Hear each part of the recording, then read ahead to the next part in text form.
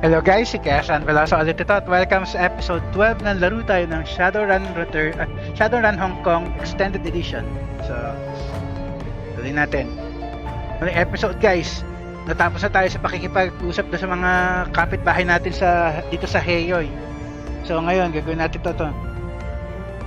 Gawin natin yung una nating run. Ito tong outsider.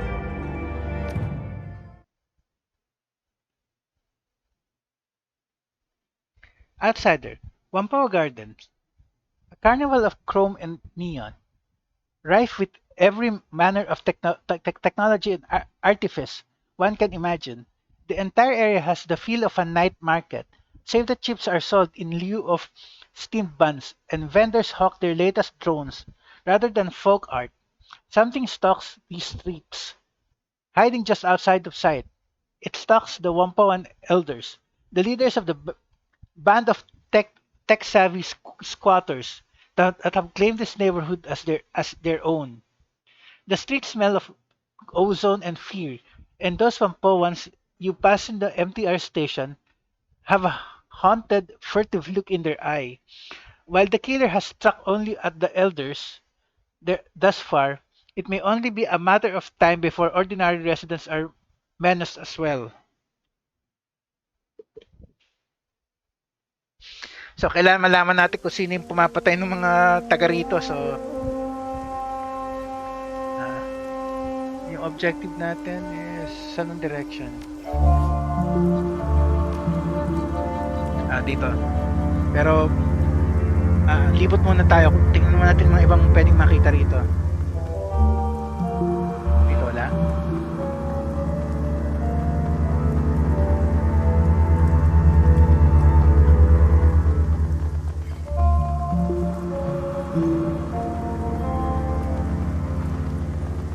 You better find someplace indoors to sleep. Yan. The streets are dangerous lately. Okay nagdi-dialogue yung mga tao. So pupuntahan natin is somewhere sa baba. Pero mamaya na. Libutin muna natin to. Libot-libot muna. Explore.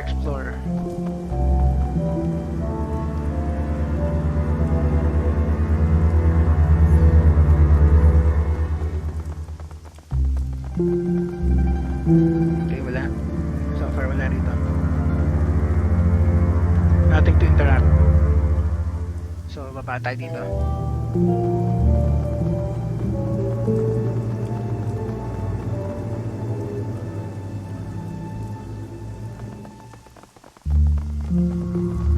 Dito tayo pupunta pero dali lang. Libot-libot mo na lang. Dito wala. The elders don't want anyone to go inside without their permission or something. So dialogue yan. Hindi ko nabasa anyway. Wala namang ma-interactan eh. So, pasok tayo dito.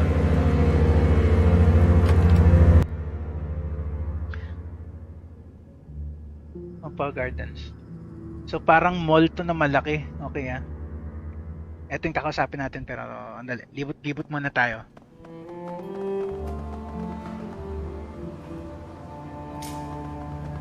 Actually, wala naman palang makikita pa. So, sige, kausapin na natin itong mga to.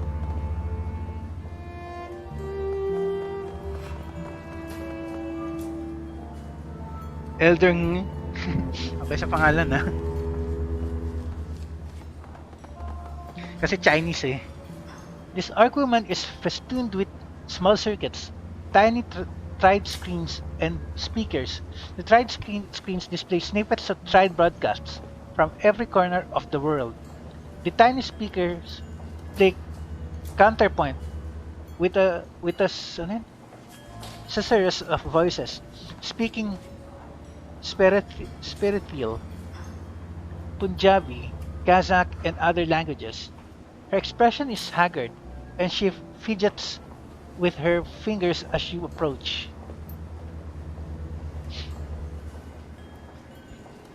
Elder Nung. Welcome to the Whampoa, my friend. I am Elder Nung, and these are Elders Tang and Ip. Ning gestures to the elf and human, who each incline their heads respectfully. Thank you so much for answering our request for help. We had nowhere else to turn. It's the least I could do. Sure, whatever. As long as you can pay, I can help. Uh, Ito sige. Under Tang's skin, glowing tattoos. Under Tang's skin, glowing tattoos writhe with writhe and cringe, writhe and change shape. Tigers become cranes and move on to dragons. We're under threat. One by one, we elders are being hunted by some monster. As you may have noticed, when you arrive, there's been another killing just tonight. Ape crosses his solid chrome arms. Holographic readouts dance constantly over their surface, displaying diagnostic information about their state, operating temperature, servo pressure, and a variety of other minutiae. He looks past you toward Isabel. The prodigal daughter returned once more. I didn't expect to see you back aboard the Wampoa in my lifetime, Isabel. When you disappeared, Elder Yatande was very put out. I'm glad you're still alive. When you chose to walk your own path, I was disappointed, but I still understood why you had to leave. He pauses, testing the air as he uses his next words with care. I hope my lessons have helped you prosper. Didn't expect to be back either. Work takes you places though. Isabel shrugs. A moment later, she places a hand on her pistol, eyes trained on the ape's shoes. I don't care. I don't cart this. I don't cart this around for fun, Ape. The lessons kept me alive. Isabel blinks several times and then looks up at Ning. Her expression clouded. Where is your Utende anyway? I expected her to be here. Ni- Ning shakes her head sadly. He reaches out a hand toward Isabel, who shrinks away from it. She's dead, so are Jen and Nakamura. And Tong was killed just tonight. So much blood. You have to stop this from continuing. Isabel's expression remains impassive, but her knuckles grow white as her hands ball up into fists. That's what we're here for. We'll stop the killings. Thank you, Isabel. Ning lifts a hand, wiping away tears from her eyes. What can you tell me about the murders? What happened to Tong? Have you made any enemies lately? What do the Wampoan elders do? That's all for now, Asalo. What can you tell me about the murders? They started 2 weeks ago. The first to go was Gan. We found him in his apartment, eviscerated. Ning swallows, grimacing at the painful memory. He'd been torn apart, his head had been ripped completely off, and most of his skin flayed away. There was so much blood, it took us a week to clean out his apartment. Tang nods, running his palm over his forehead. The rest have been the same, always at night, always chambered. Each scene is like a nightmare, and every time nobody has seen anything, it's like a ghost. What happened to Tong? Teka. Ito muna. Have you made any enemies lately? Ning shrugs helplessly. Not that I can think of. We keep to ourselves. We buy and sell technology. We are not mercenaries or criminals. We're merchants and deckers, and even if someone was cheated in a deal, this kind of response is unthinkable. Whatever did this, it wasn't human. The violence and savagery, it's a monster, whatever it is. Plenty of meta-humans are monsters too, Ning. Just because it's horrible doesn't mean it's supernatural. Okay. Kumana, what do the Wampawan elders do? Isabel snorts derisively. They make the rules. and kick people out who don't obey them. They're a bunch of petty tyrants. That's what. Hindi naman siguro. You're being unfair, Isabel. Our laws are for the good of the community. Tang turns to address you. We keep the Wampoa and its residents safe. We review trade agreements with outsiders to see if they're good for the community. We provide the guiding vision like a town council. I can respect that. Rules are made to be broken. You people are really weird. I can respect that. Ano lang. I'm glad you understand. This community is fragile, and the authorities bear us a lot of ill will. A single misstep could spell our end. I am the invoker of sprites. I commune with the spirits of machines. Ask them to ask them for blessings, and pass those blessings on to the people here. I heal the sick and ensure the feng shui of our habitat is as good as it can be, given our confines. She's a shaman, that's all. She's just got some kooky spin on it. Claims her totem is some kind of all-encompassing machine god that lives in circuitry. Eh di parang si ano, parang si Jester Spirit sa ano, sa kwento ni Jake Armitage. Isabel, Isabel pats her deck looking at Ning. Ancient gods and ancestors are one thing. My deck, it's mine. I built it. The only spirits it's got in it are the ESPs I load it up with. Eh paano si ano? Paano si ano ba to? Yung do sa Dragonfall, yung ano yung AI doon. Ning gives Isabel a look of this deep sadness. Just because you cannot see or touch a thing does not mean that it does not exist. Just because you do not believe in it does not mean it does not protect you from afar.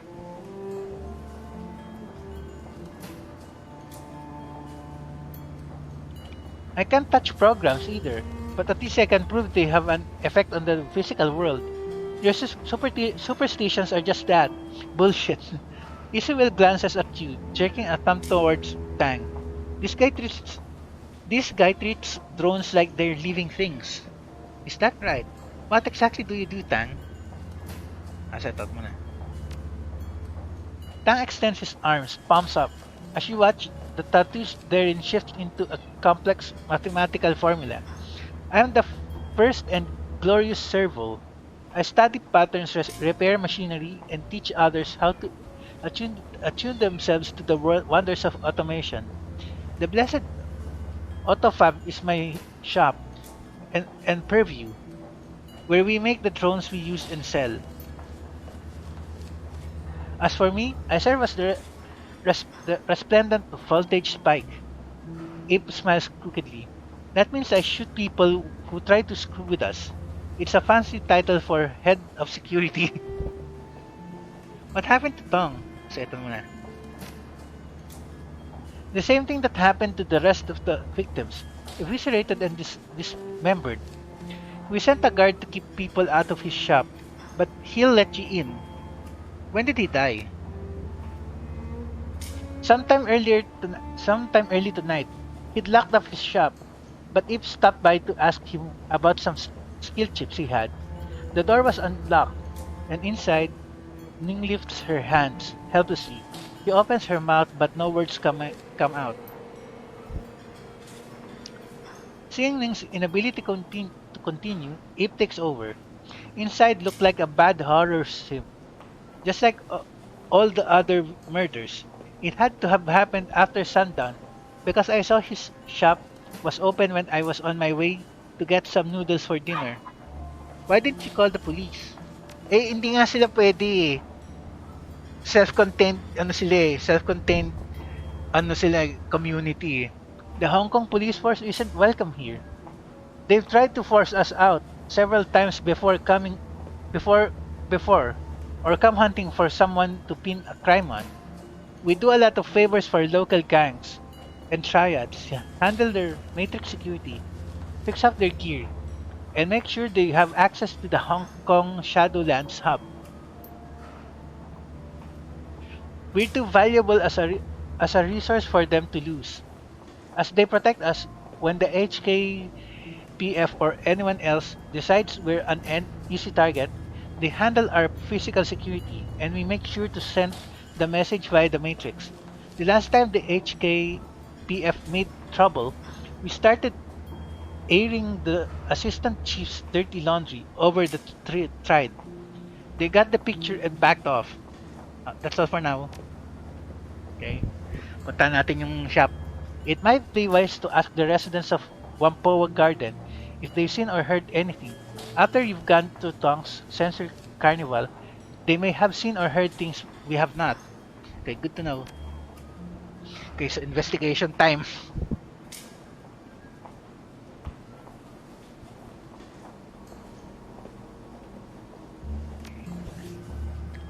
So, save muna natin.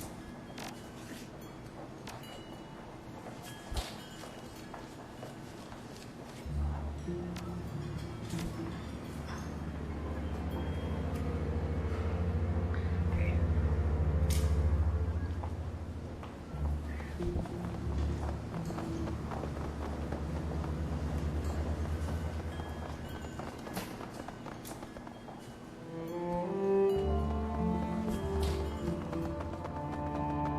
So, wala rito mga kausap. Dito.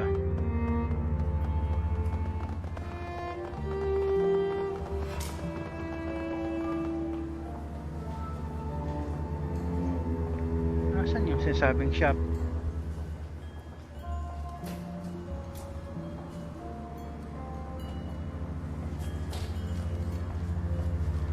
Wala nang pala rito. So, ito.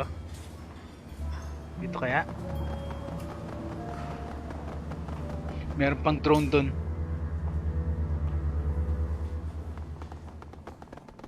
Sandi rin dito. So, lalabas tayo talaga.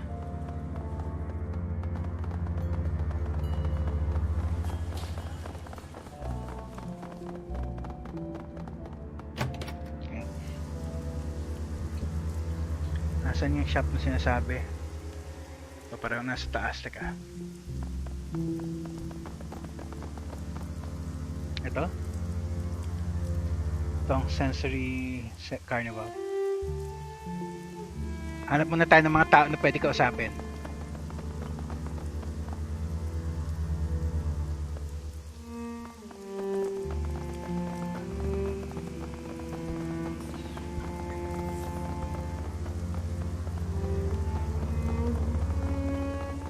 Wala naman pwedeng makausap eh. Kahit itong mga to. Okay, pasok na muna tayo doon sa shop.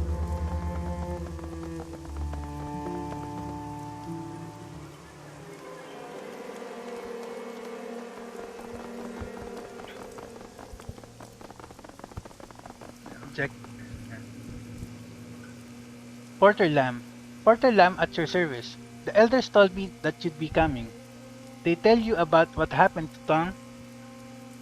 Just the basics. He got killed earlier tonight, yeah? Not really, no. Ito. Killed? That's rich. Killed is when a BTL head sticks a knife in you for your cred stick, or the cops put two in your chest for not kissing up hard enough. This is something else entirely. This isn't killed. This is slaughtered like a fainted calf, like a fatted calf. Watch yourself. It's a good goddamn mess in here.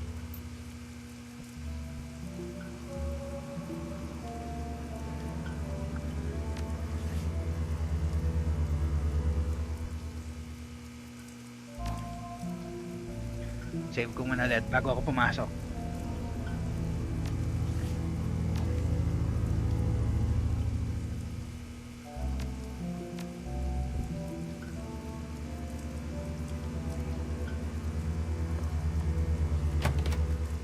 Check natin the shop.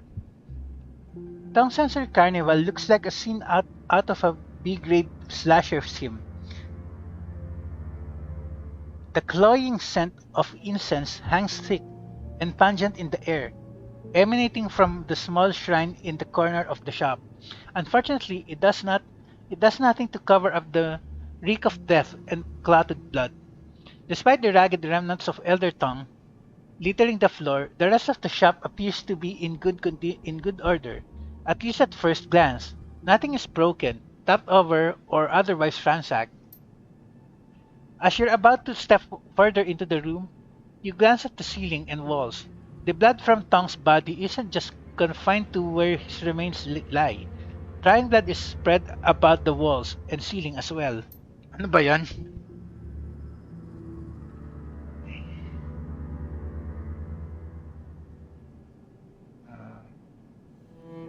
Tong's body. Tong's body is a ruined mess. The destroyed ruin of his face is barely recognizable, and what is left of his body would best be described as savaged. All of his limbs have been torn off, and a pile of flayed skin lies next to the remnants of the Wampoan elder. What the hell na ba yan? The Wampoan's clothing has all but been reduced to rags and tissue by cuts and tears, apparently sustained during the flaying. At this point, the only thing holding what's left of his body into a semblance of a human form is the half-thin fiber optics of his cyberware. Okay parang ano to parang Shadowrun Returns yung ano, yung organ harvester, parang ganun ang dating eh. Gabet puts a hand over her mouth, speaking in an uncharacteristically serious tone. Sweet heaven, Tank. I haven't seen anything like that since Auntie Wong tried to tried to stash some cred sticks in a devil rat's nest. It takes a lot to turn my stomach, but we sure have a winner today. This is seriously messed up.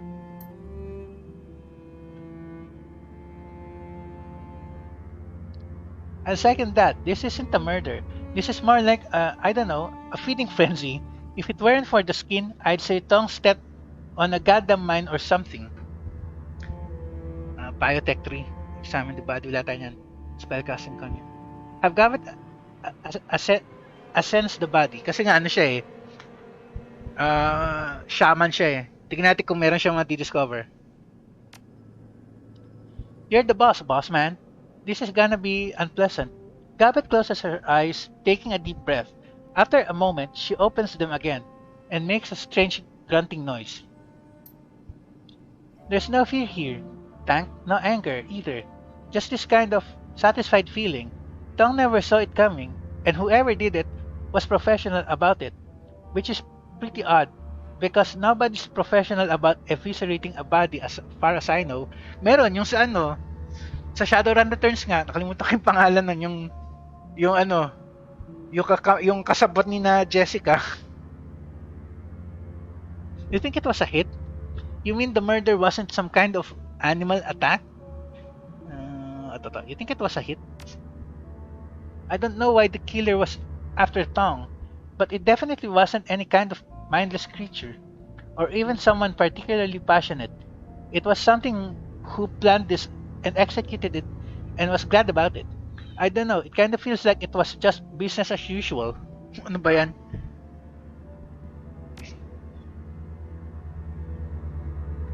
Yun lang? Yun lang.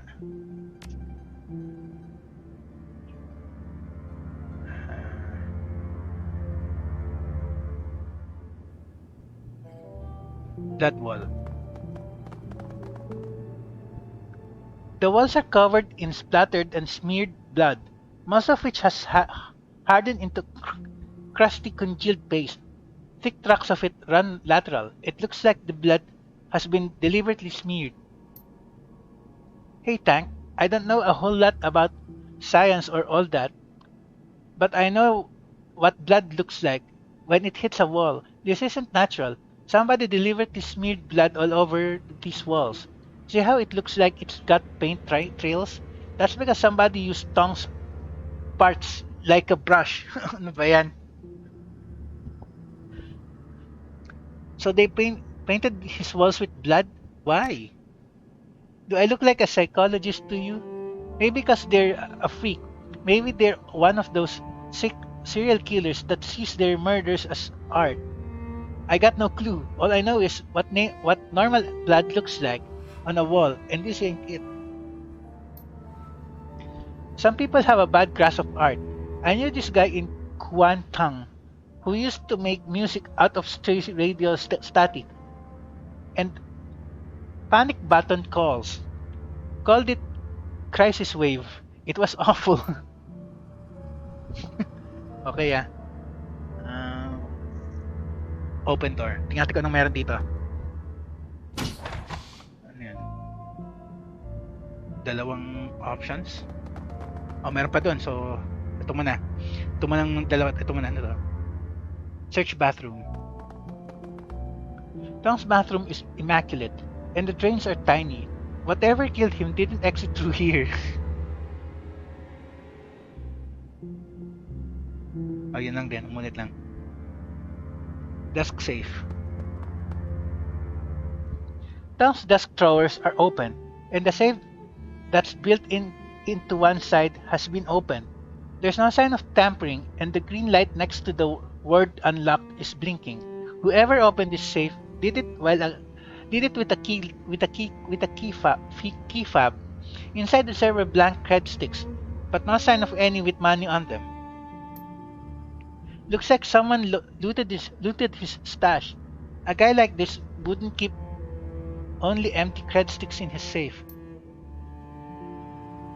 Ito. Simpsons editor. This is a Yamaha 95000V SimSynth, a device for mixing and mastering SimSense chips. Several drive bays are empty, and all of the chip jacks are empty. The screen is flashing a repeated error message. Warning, requested files cannot be found. Please return drives to bay and try again. Decking 3 is it? Debug the system. Pwede si Isabel pero kaya naman natin Decking 3 lang naman Banging away at the SimSynth's keyword, you manage to suspend the drive error warning for a time. Digging into the guts of the machine's recent files, you manage to kick it into diagnostic mode. While it's not as good as having access to the full system, maybe you can learn something anyway. Yamaha Sim OS 5.23 System Diagnostics Check. Memory, okay. Drive, error. Assist bust, okay. Beginning core dump, please wait. The long debug spew that scrolls along the synth's screen is filled with numbers, indicating recent files, play lengths, keyframes, and assist peak levels. Based on the numbers you're seeing, Tong's SimSynth has been hacked to remove the peak controller levels from the chips he's been burning. The required operation to make BTL chips.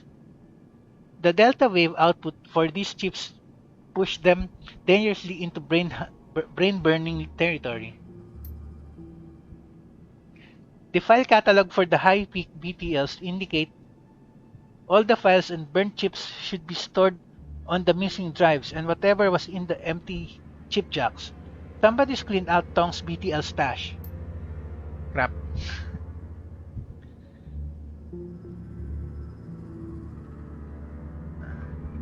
Yun din yan So, nagawa na natin tong isa.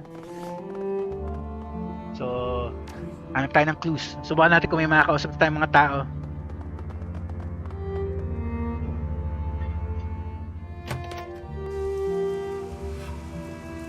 Siguro naman, eto meron isa. Teka, save ko muna para sigurado.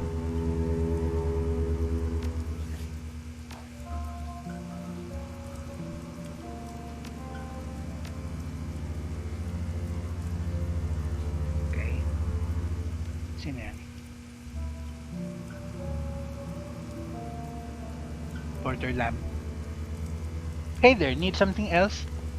What do you do around here, Porter? It looks like somebody went through Tong's things. Has anyone else been inside? See you later. Ito muna, sige. Not since I've been here. But before it found him, could have been anybody, really. If had the key to his base, but the lock's total crap. Anybody half decent at cracking maglocks could have gotten inside. What's missing? His BTL hard drives and cred sticks are all missing. Sounds like the killer looted his place. Sounds like the killer looted his place to me. All this all this talk of monsters. Yeah, sure. There are scary things that go bump in the night, but most of the scary bumps I hear are from handguns and gangsters. What do you do around here, Porter? It's a catch-all category, I guess. I work for Elder Ip. It's a bit like being a deputy. I make sure people don't break the rules, protect people who need protecting. Mostly, I just do whatever Ip asks me to.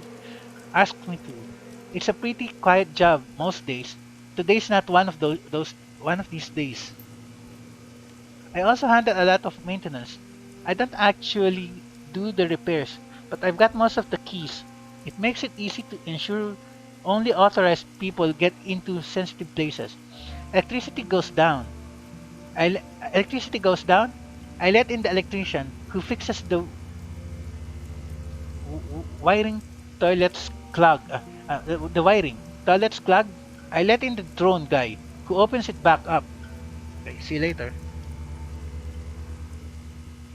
May hanap pa tayo ng pwedeng kausapin. Dito. Itong mga to. Hindi. Wala. Ito. Wala din. Ayun, nandito sa gilid. Ayun, pwede siya kausapin. Pangalan to.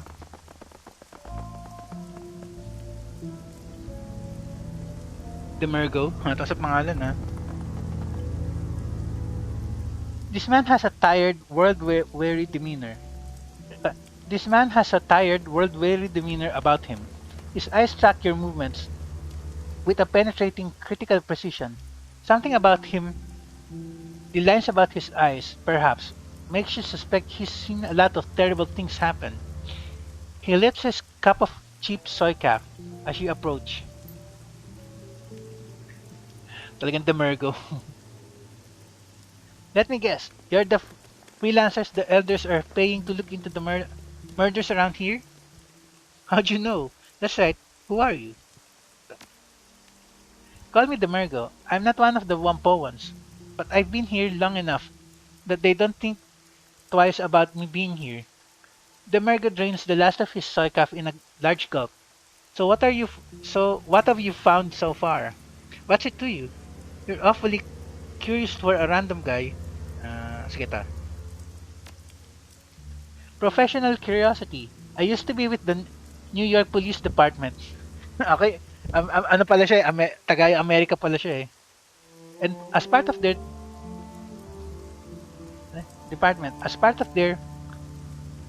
Traumatological Research Division, part of the CSI branch expect I did the magical investigations while the other guys pulled prints and checked blood samples. The Margo tosses the soy calf cup towards the nearby garbage can. It bounces around the rim and rolls inside. When I hear about shit like this happening, I keep my ear to the ground. Old habits, you know. So why aren't you investigating it? Hindi naman siya in-offer eh. Seems like you're more cut out for the shift than I am. You're a long way from home, Demergo. Ito na lang. Sure am, and I like it that way. I got burned out on all the blood, murder and death. Been here since 54. Working freelance, it's hard when you don't know anybody, but magical detectives are pretty thin on the ground, even in Hong Kong, so I do okay. Elderning asked me to look into the killings after the first murder. He couldn't afford my fee, though, so I took a pass. So I took a pass. It's not just the money either. The Mergo shudders, folding his arms across his chest. You see that stuff day after day. You pay a price. It eats away at you. You know what it's like to feel all that sickness and anger every day to be asked to pick up a murder weapon and relieve somebody's death. Feel it going into your neck, pleading in the voice of a dead woman for her killer to spare you. These days, I'd rather interrogate the living. Thanks. What are you talking about? That sounds awful. All things considering, that could be useful. I said tama. The Mergo nods, though his expression is still one of disgust and sickness. Sure, if you're sure if you're appraising antiques or trying to find where a lost cat went, but turning that on my mur- but turning that on murder scenes is an invitation to horrors beyond imagination. I can read objects. It's called psychometry. A little trick I managed to pick up. Don't really know how I hold something I can tell you. Uh, Don't really know how. I hold something I can tell you what happened to it, who owned it, how it killed someone, if someone loved it or was afraid of it. Useful but it'll touch your heart. Para siya si para siyang si Johnny Smith do sa TV series na Dead Zone. Actually, yung artwork niya parang parang si Johnny Smith nga itsura eh. And before you ask, no, I'm not going to read anything you find. I already told Ning I didn't want any part of this. You want advice? I'll give you that. But I'm not getting drawn in further than that. So aside from that, is there anything I can help you with? See you later. What can you tell me about the Wampawans? What do you know about the murders? Tong wasn't afraid when he died. He was caught by surprise. Ito muna. Demerco arches an eyebrow. That's not what I would have expected. With the amount of mess at each scene, the victim should have left behind a hell of a lot of fear and pain. Are you sure? Very sure. Tong died tonight, so the astral signature hasn't had time to fade. There was only a sense of perfunctory accomplishment. Then it sounds like this wasn't a crime of passion. A planned attack would have that kind of resonance. In my experience, it's possible the gore show is to throw off anyone looking for the actual reason. The Mergo closes his eyes and starts to nod. Yeah, if I wanted to kill someone and get away with it, I'd try and point the finger at some kind of monster. The Mergo opens his eyes and smiles a thin, humorless grin. Basic investigation 101. It's usually the simplest explanation, but don't discount other possibilities. You think the mess wasn't incidental? O sinadya? Baka para matakot mga tao. It's a possibility. Ask yourself this. If the mutilation happened after Tong's death, why would the killer perform that kind of ritual? Trip-trip lang, ganun? Serial killers who engage in that kind of that ritual don't feel perfunctory about it. In my experience, it lends to it tends to feel more like they're taking communion. It's a religion or sexual feeling most of the time. If this didn't feel that way, I don't think the killer is actually pathological. Um, what can you tell me about the Wampawans? I don't know much, even though I've been here almost 2 years. I'm an outsider. They don't really accept anyone who's not as much of a tech nut as they are. I'm just the crazy mage that lives down the road. The Mergo pauses and looks off into the distance as he collects his thoughts. Ape's got some heavy duty cyberware, basically an enforcer for the rest of the council. He doesn't seem to set much policy. Ning is a shaman that worships machine spirits. It's all a bunch of hokum, if you ask me. Magic is magic. Whatever you wanna call the source is fine by me. But don't ask me to believe in the great spirit of electronics. Hindi nyo kasi nakita yung ano eh, yung Jester Spirit sa ano eh, do sa Super NES na Shadowrun. Kung nakita nyo yun, magbabago ang isip nyo. As for everybody else, they tend to be an okay bunch. A bit strange, but that's fringe culture for you. They scrounge tech, rebuild it, sell it off. Some of them even have their own autofab shops. Their stuff's pretty high quality too. People from all over Asia come to shop here if they need something rare or unusual. Tight-knit little community, all things considered. What do you know about the murders? They started a couple of weeks ago. Elder Gun was the first to go. That's when Ning asked if I could look into them. He was ripped apart, arms wrenched out of their sockets, skin flayed away with a sharp knife. The rest have been the same. Whatever, whatever did it sure didn't care about it being a, a clean death. The Mergo lowers his voice, leaning in towards you, so that only you can hear. The funny thing is, the Hong Kong police force was out here a few weeks ago, before that. Maybe a month ago. Maybe a month ago, tops. I know that doesn't seem like much, but the Wampoans don't usually let the police in here. That by itself is odd enough, but it gets even stranger.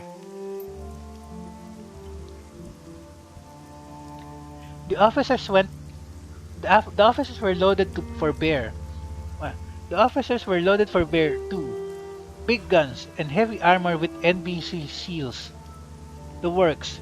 They went into the parking garage near here, and there was some kind of gunfight. Never made it back out.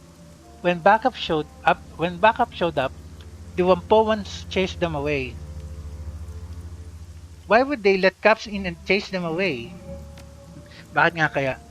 That's exactly the kind of question you should be asking, and that the elders refused to answer when I asked. The Mergo shrugs. Go take a look for yourself if you want. Watch out, though. A gang's taken up residence in there, dealing drugs and BTLs. They call themselves the Red Spear. Not too violent if you don't push them, but be careful what you say. Okay, see you later. Okay, so medyo marami siyang nasabing information, so save muna natin.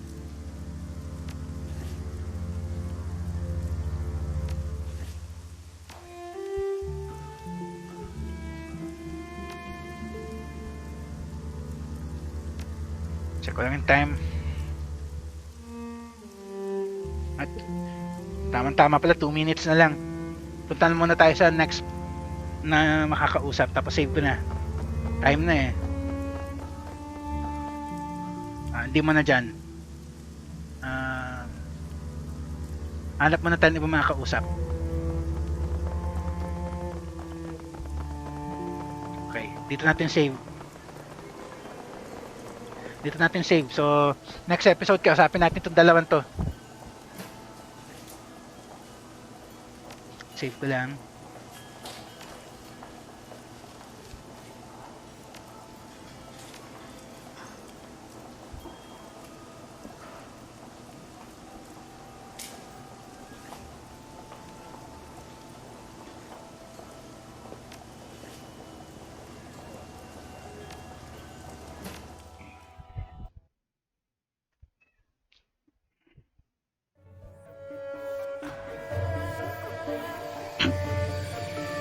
Okay guys, San Velosa signing off. Next episode ulit.